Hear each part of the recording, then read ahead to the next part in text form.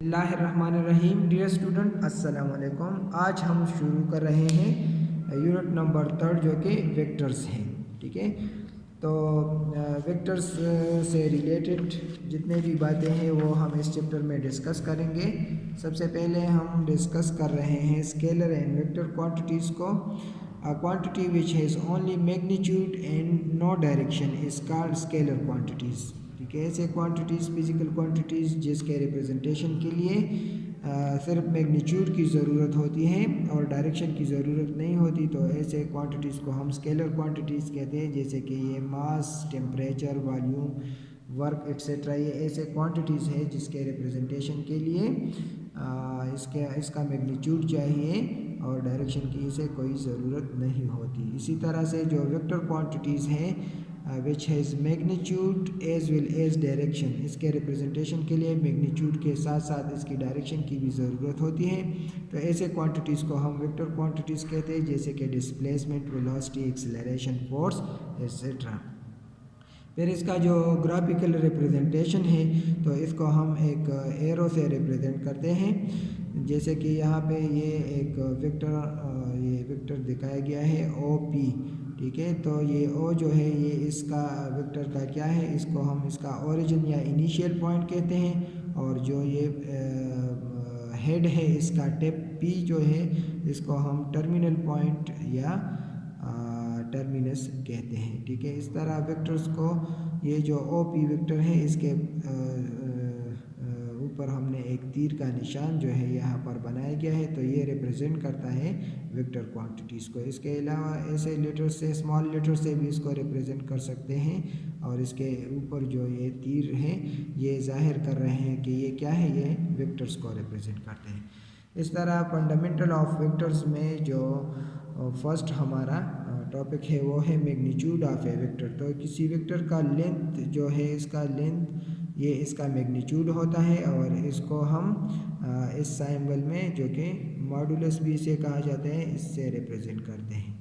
और equal vectors वो vectors होते हैं जिसके डायरेक्शन भी सेम हो और इसका मैग्नीट्यूड भी सेम हो, तो ऐसे दोनों वेक्टर्स को फिर हम क्या कहेंगे, इक्वल वेक्टर्स, और इसको हम a is equal to B लिखते हैं। अच्छा, नेगेटिव ऑफ ए वेक्टर जो एक बहुत अहम पॉइंट है और हमें एक्सरसाइज वगैरह में भी हम ये कॉन्सेप्ट यूज़ करेंगे कि ऐसे दो वेक्टर जो मैग्नीट्यूड में तो इक्वल हो लेकिन डायरेक्शन में बिल्कुल अपोजिट हो एक दूसरे के, तो ऐसे वेक्टर्स को हम फिर नेगेटिव ऑफ ए वेक्टर कहते हैं। जैसे कि ये वेक्टर ए है तो ये दूसरा जो वेक्टर है ये लेंथ में मैग्नीट्यूड में तो बराबर है लेकिन डायरेक्शन में अपोजिट है, तो फिर इसके साथ हम क्या करेंगे, फिर नेगेटिव साइन लगाएंगे। ठीक है, ज़ीरो और नल वेक्टर ऐसा वेक्टर होता है जिसका मैग्नीट्यूड ज़ीरो होता है और इसका डायरेक्शन जो है वो आर्बिट्रेरी होता है। जैसे कि हम कंसिडर कर सकते हैं कि एक पॉइंट अगर हम लें तो ये एक नल वेक्टर को रिप्रेजेंट करेगा जिसका no length and no direction.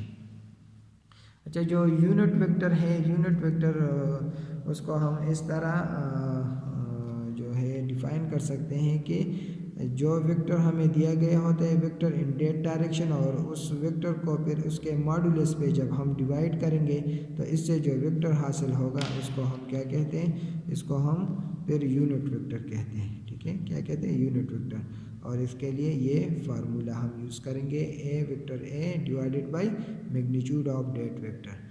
और पैरेलल जो वेक्टर्स हैं, पैरेलल ऐसे वेक्टर्स जो ये कंडीशन सेटिस्फाई कर रहा हो, a is equal to alpha b, ये अल्फा एक कांस्टेंट है। जैसे कि इन डायग्राम में आप देखें ये एक वेक्टर ए है और ये 2a है, ये इससे लेंथ में डबल है, तो ये जो 2 है ये अल्फा को रिप्रेजेंट करते हैं। ठीक है, सिमिलरली ये -2a है, तो ये ए के पैरेलल है, इसका डबल है लेकिन अपोजिट डायरेक्शन में है, तो ये जो -2 है ये हमें अल्फा ये कांस्टेंट रिप्रेजेंट करते हैं। तो जो ये कंडीशन सेटिस्फाई कर रहा हो वो मैट्रिक्स जो एक दूसरे के मल्टीपल हो, ठीक है, और जिस डायरेक्शन में भी हो तो वो एक दूसरे के क्या होंगे, पैरेलल वेक्टर्स होंगे।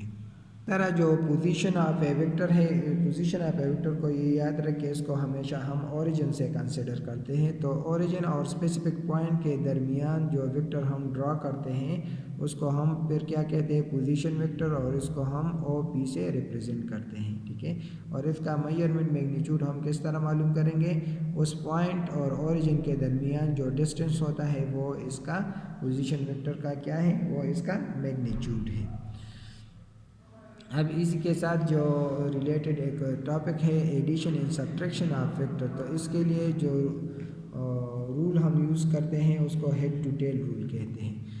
फॉर एग्जांपल ये हमारे पास दो वेक्टर हैं, तो वेक्टर बी के टेल को वेक्टर ए के हेड से जॉइन करें और रिजल्टेंट हम इस तरह हासिल कर सकते हैं कि रिजल्टेंट का टेल फर्स्ट वेक्टर के टेल के साथ और एंड फाइनल वेक्टर के एंड के साथ जॉइन करें, तो ये होगा इसका रिजल्टेंट। तो ये रिजल्टेंट जो है ये बराबर होगा ए प्लस बी के बराबर होगा, ठीक है। और यहाँ पे जो पैरेललोग्राम ला है इसमें एक parallelogram A B C D एक पैरेललोग्राम है, जिसमें देखें इसका जो डायगोनल होता है वो इस साइड के प्लस इस साइड के बराबर होता है। ये इसका इन दोनों वेक्टर्स का और इन दोनों वेक्टर्स का क्या है, ये रिजल्टेंट होता है। और polygon law of addition of vector में देखें ये हमने एक पॉलीगॉन जो है वो लिया है, तो देखें ये जो ओ बी है, अगर हम ये रिजल्टेंट कंसिडर करें तो by head to tail rule ये बराबर होगा ए प्लस बी के। अगर हम ये ओ सी रिजल्टेंट कंसिडर करें तो ये बराबर होगा ए प्लस बी प्लस सी के। और अगर हम ओ डी कंसिडर करें तो ये फिर बराबर होगा a plus b plus c plus d के, ठीक है। इस तरह हेड टू टेल रूल की मदद से जितने भी वेक्टर्स दिए गए हों उसका जो रिजल्टेंट है वो हम मालूम कर सकते हैं। ये थोड़ा सा ब्रीफ डिस्कशन था जो कि ऑलरेडी प्रीवियस क्लासेस में आपने पढ़े होंगे। इसके बेस पे हम अपने क्वेश्चंस जो है वो सॉल्व करेंगे। एक आसान सा एग्जांपल है, बुक में ही ये मैं डिस्कस कर रहा हूँ। ये हमें एक ट्राइंगल दिया है ए बी सी, एक ट्राइंगल है जिसमें ये ए बी साइड जो है ये ए के बराबर है और जो ए सी साइड है वो बी के बराबर है और जो ये डी है ये ए बी का मिड पॉइंट है। तो फिर कहते हैं कि आप A D D C and C D in term of A B find करें।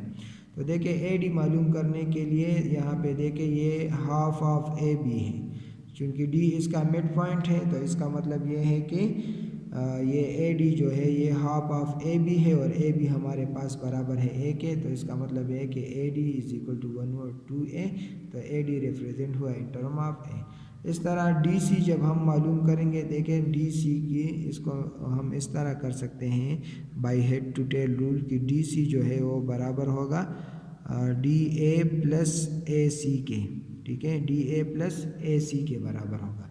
लेकिन जब हम इसका डायरेक्शन चेंज करेंगे तो ये वेक्टर से फिर नेगेटिव साइन लगाएंगे, तो डी ए की जगह फिर मैं माइनस ए डी लिखूँगा, तो ये ए सी माइनस ए डी हो जाएगा, ठीक है। अब ए सी की वैल्यू हमारे पास बी है और ए डी यहाँ पे हमने मालूम किया है जो कि 1/2a है। इस तरह सी डी जो हम मालूम करेंगे, तो इससे पहले यहाँ पे हमने डी सी मालूम किया, तो सी डी बराबर होगा माइनस डी सी के, तो इसके साथ इसको माइनस से मल्टीप्लाई करें तो ये प्लस हो जाएगा और ये माइनस बी हो जाएगा, ठीक है।